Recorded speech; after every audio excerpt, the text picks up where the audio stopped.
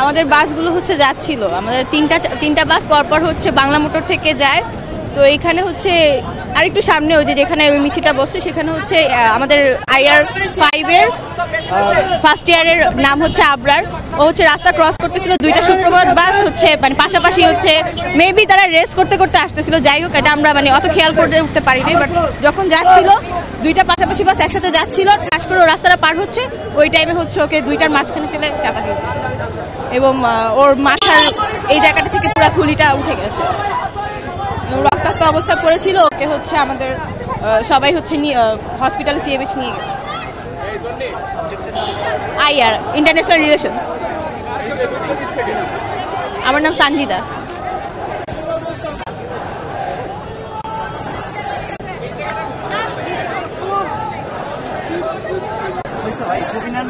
হ্যাঁ নিচ্ছি তো।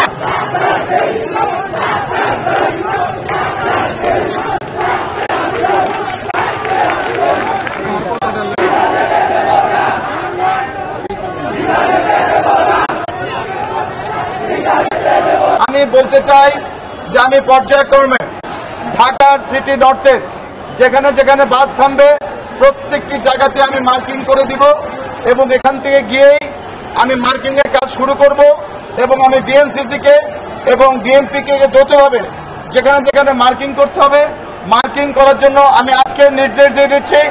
এই আদেশ অবিলম্বে কার্যকর করতে হবে। প্রতি বাসে চালকের ছবি সহ বায়োডাটা দিতে হবে। আমি মনে করি অবশ্যই এখানে আমাদেরকে বায়োডাটা দিতে হবে এবং অনতিবিলম্বে প্রত্যেকটি বাসে এই বায়োডাটা এবং ছবি সহ তাদের লাইসেন্সকে সকলের সামনে রাখতে হবে। অনতিবিলম্বে এটা চালু করতে হবে, এই নির্দেশ আমি দিয়ে দিচ্ছি আজকে। বসুন্ধরা আবাসিক এলাকায় গেটে, Aftabnagar gate, link road, Rampura bridge সকল পয়েন্টে ফুটওভার ব্রিজ আমি ইতিমধ্যে ঘোষণা দিয়েছি। আজকে যে জায়গাটা আবরার মারা গিয়েছে আবরারের নামে আগামী 2 মাসের মধ্যে 2 থেকে 3 মাসের মধ্যে এখানে আবরারের নামে একটি ব্রিজ হবে। এটি আমি কথা এখানে দিয়েছিলাম, আবরারের নামে ব্রিজটা এখানেই হবে। সুপ্রভাত মালিকের শাস্তি চাই নির্দিষ্ট সময়ে। অবশ্যই আমি ইতিমধ্যে বলেছি যে আপনারা জানেন যে ড্রাইভার এবং বাস দুজনকে আটক করা হয়েছে এবং যারা মালিক যে আছেন আমি মনে করি অনতিবিলম্বেই এই মালিককেও আমাদেরকে আনতে হবে যে আপনারা কিভাবে এই লাইসেন্স ছাড়া আপনারা কিভাবে আপনাদের এই বিজনেস ছাড়া গাড়ি চালান, এগুলো অবশ্যই একটি আইনের আওতায় আনতে হবে এবং এই ব্যাপারে আমি কঠোর নির্দেশ দিচ্ছি। প্রতিটি জেব্রা ক্রসিং আগে স্পিড ব্রেকার আমি মনে করি BNCC এবং আমাদের রোড ইঞ্জিনিয়ার যারা আছেন সকলে মিলে অবশ্যই এগুলো করতে হবে এবং কিভাবে কার্যকর করা যাবে আমাদের দেখতে হবে কোন জায়গাটা করলে আমাদের সুবিধা হয়, এভাবে আমাদের কার্যকর করতে হবে। মাননীয় আমাদের প্রয়াত মেয়র আনিস ভাই যে বাস কোম্পানি নিয়ে কাজ করছিলেন যত দ্রুত সম্ভব এটি আমি অবশ্যই আমাদের যারা দায়িত্বে আছেন তাদের দৃষ্টি আকর্ষণ করব এবং আমি প্রত্যেকটি পয়েন্ট নিয়েই আমি মাননীয় প্রধানমন্ত্রীর সাথে কথা বলবো এবং প্রধানমন্ত্রীকে আমি ছাত্রদের যারা যেই দাবিগুলো যা দিয়েছে প্রত্যেকটা জিনিসটি আমি আমাদের হোম মিনিস্টার সহ আমাদের যা দায়িত্বে যারা আছেন মাননীয় প্রধানমন্ত্রীকে আমি সর্বোচ্চ পর্যায়ে আমি এগুলোকে ব্রিফিং করব। প্রতিটি ড্রাইভারকে ডোপ টেস্ট নিশ্চিত করতে হবে, ড্রাগ টেস্ট, ডোপ টেস্ট। আমি মনে করি এটা একটি অত্যন্ত যৌক্তিক দাবি। জিনিসটি আমি আমাদের হোম মিনিস্টার সহ আমাদের যা দায়িত্বে যারা আছেন মাননীয় প্রধানমন্ত্রীকে আমি সর্বোচ্চ পর্যায়ে আমি এগুলোকে ব্রিফিং করব। প্রতিটি ড্রাইভারকে ডোপ টেস্ট নিশ্চিত করতে হবে, ড্রাগ টেস্ট, ডোপ টেস্ট। আমি মনে করি এটা একটি অত্যন্ত যৌক্তিক দাবি। আমাদেরকে প্রত্যেকটি ড্রাইভারকে ড্রাগ টেস্ট, ডোপ টেস্ট, যা টেস্ট করা দরকার সবকিছু করতে হবে। এবং এটি আমি অনুরোধ করছি, সাথে সাথে নির্দেশ দিচ্ছি আমার এডিশনাল কমিশনারকে এটিকে যত দ্রুত সম্ভব বাস্তবায়ন করতে হবে। আরেকটি হলো ট্রাফিক পুলিশকে আমরা মনে করি ওনারা কাজ করছেন এবং আমি অনুরোধ করব আরো কিভাবে সচেতন হওয়া যায় সেইভাবে আমরা আসুন একসাথে প্রোডাক্টিভলি কাঁধে কাঁধ মিলিয়ে একসাথে আমরা কিভাবে কাজ করতে চাই এই কাজগুলো আমি করার জন্য অনুরোধ করছি। আমার মনে হয় আজকে যে ঘটনাটা এখানে ঘটেছে, আমি আজকে বলেছি যে প্রত্যেকটি ইউনিভার্সিটি থেকে তাদের রিপ্রেজেন্টেটিভ থাকবে এবং রিপ্রেজেন্টেটিভরা আমার সাথে মেয়র ভবনে অথবা তারা যেখানেই বলুক না কেন আমি প্রত্যেক 7 দিন অন্তর অন্তর তাদের সাথে আমি বসবো। শুধু বিএফটি ছাত্র না, সকল ইউনিভার্সিটির ছাত্রের প্রতিনিধির সাথে আমি বসবো এবং 7 দিন পর পর মিটিং করে আমরা কি কি অগ্রগতি হচ্ছে না হচ্ছে এগুলো টাইম টু টাইম আমি সকলকে আমি সাথে বসতে চাই। সেই সাথে আমি অনুরোধ করতে চাই, আজকে যে ঘটনাটা ঘটলো অত্যন্ত দুঃখজনক ঘটনা।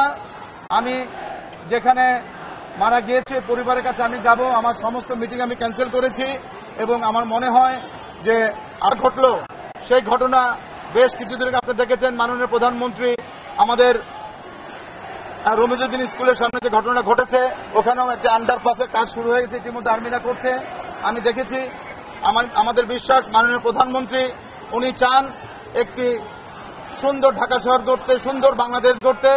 আমাদের বিশ্বাস মাননীয় প্রধানমন্ত্রী আজকে যে ছাত্র যেটা মারা গিয়েছেন, অবশ্যই আমরা মনে করি যে আমাদের যে দাবিগুলো আছে, ছাত্রদের দাবিগুলো আছে, এগুলো অত্যন্ত যৌক্তিক দাবি।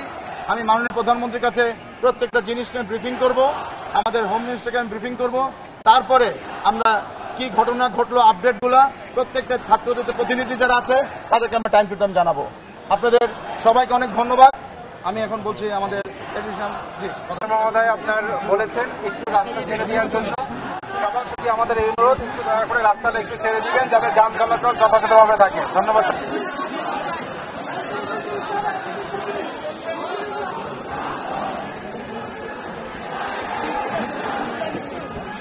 প্রকাশ করেছেন।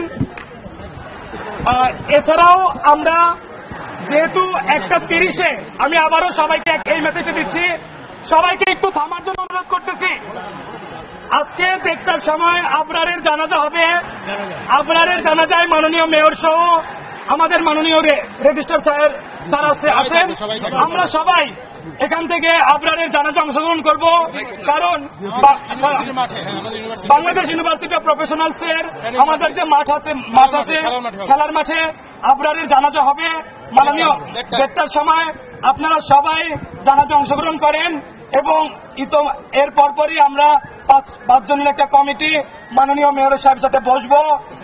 আপনারা রাস্তা ছেড়ে দেন, কারণ এর আগেও যে বিষয়গুলো আমরা দেখেছি, রাস্তা বন্ধ করে জনগণের দুর্ভোগ সৃষ্টি করে কোনো কিছু হবে না, কারণ এটা একটা প্রক্রিয়ার মাধ্যমে আসতে হবে। তো আমি সবাইকে অনুরোধ করব আমরা সবাই আপনাদের জানাজায় যাই।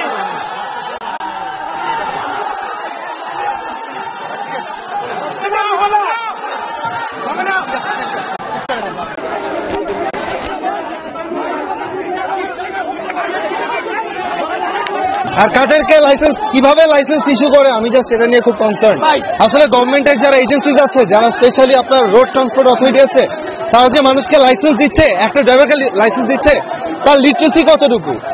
একটা মানুষের যতক্ষণ না পর্যন্ত একটা সিটিতে চলার বা একটা সিটিতে ড্রাইভ করার মতো সিভিক সেন্স না হচ্ছে ততক্ষণ পর্যন্ত তাকে কোনো রকম লাইসেন্স ইস্যু করা উচিত না। আর সিভিক সেন্স অ্যাটেন্ড করার জন্য মিনিমাম লেভেল একটা এডুকেশন লাগে, যেটা আমাদের দেশের মানুষের এই শ্রমিক যারা তাদের ম্যাক্সিমামের নাই। তো গভর্নমেন্ট কিসের উপর বেস করে তাদেরকে সব প্রফেশনাল ড্রাইভিং লাইসেন্স দিচ্ছে? এই যে আজকে আমাদের ছোট ভাই একটা মারা গেছে, কালকে আরো মারা যাবে, এভাবেই তো চলতে থাকবে। এদেশের তো কোনো জাস্টিস নাই, কিচ্ছু নাই। আমাদের কি কোনো লাইফের নাই? আমাদের মাননীয় প্রধানমন্ত্রী উনি এত সুন্দর করে সবকিছু আগাচ্ছেন, প্রোগ্রেস করছেন, কিন্তু এই সেক্টরটা কেন বাদ যাচ্ছে? আমাদের স্টুডেন্টদের এই সেক্টরটা কেন বাদ যাচ্ছে? আমাদের দিকে কোনো দৃষ্টিপাত নাই? আমাদের কি কোনো রকম সেফলি শহরে চলার, সেফ রাস্তায় চলার কি কোনো রকম রাইটস নাই? আমি মাননীয় প্রধানমন্ত্রীর কাছে এটার জন্য আবেদন জানাতে চাচ্ছি যে এই বিষয়টা যেন একটু গুরুত্বের সাথে দেখেন। বলতে চাই যে প্রতি বছরই দেখেছি এরকম, মানে বছরে একবার দুবার তিনবারও হয় এরকম ঘটনা যে স্টুডেন্ট মারা যায়, আবার আন্দোলনে নেবেন, আন্দোলন কতদিন চলে, আবার একই হয়। কেন হয়? আমরা বলতে চাই যে আপনাদের যদি অতীতে ওই স্টুডেন্টরা জীবন দিয়েছে, আপনারা যদি মনে হয় আপনাদের আরো লাশ লাগবে নিয়ে যান, তারপরে এই জায়গাটা নিশ্চিত করে যান। আমাদের জন্য না হোক, আমাদের পরের প্রজন্ম হোক, সবার জন্য হোক, আপনারা এই সড়কের নিরাপত্তাটা নিশ্চিত করে যান। লাশ দরকার হয় লাশ নিয়ে যান, তারপরে এই জায়গাটা নিশ্চিত করে যান। দেখাইলো ট্রাফিক সপ্তাহ যেটা চলতেছে সেটা কি আপনারাই তো দেখতে পাচ্ছেন। এই যদি ট্রাফিক মানে সপ্তাহের নমুনা হয়, যেখানে একটা স্টুডেন্ট জেব্রা ক্রসিং উপর পার হচ্ছে, ওই মুহূর্তে তাকে কিভাবে মরতে হয়। আর এই এলাকার মানুষের দাবি 4 বছর ধরে এখানে একটা ফুট ওভার ব্রিজ হওয়ার কথা, সেই ব্রিজটা এখন পর্যন্ত কেন হয়নি সেটার জবাব দিতে হবে। এবং জাবালে নূরের লাইসেন্স বন্ধ হওয়ার পরেও তারা কিভাবে আবার পুনরায় এই ঢাকার রাস্তায় সুন্দরভাবে চলাচল করে সেটারও জবাব দিতে হবে। এবং এই যে সুপ্রভাত গাড়ি, মানে একটা স্টুডেন্টের জীবন, আমার মনে হয় না স্টুডেন্টরা এই দেশের জন্য কিছুই, কারণ সরকারের ব্যবহারে মনে হচ্ছে না যে আসলে স্টুডেন্টদের কোনো দরকার আছে। যদি আমরা অ্যাসেট হইতাম, আমাদের নিরাপত্তাটা আগে দেখতো, জনগণের নিরাপত্তাটা আগে দেখতো। জনগণ যদি রাষ্ট্রের সর্বোচ্চ ক্ষমতার উচ্চ হয়, তাহলে তো ওই লাইনটা আমরা এতদিন মিথ্যা প্রমাণ করে আসছি, ওই লাইনটা আসলে সত্যই না। জনগণ কখনো রাষ্ট্রের সর্ব ক্ষমতাধারী হতে পারে না, আসলে জনগণ জাস্টিস শো, নাথিং এলস।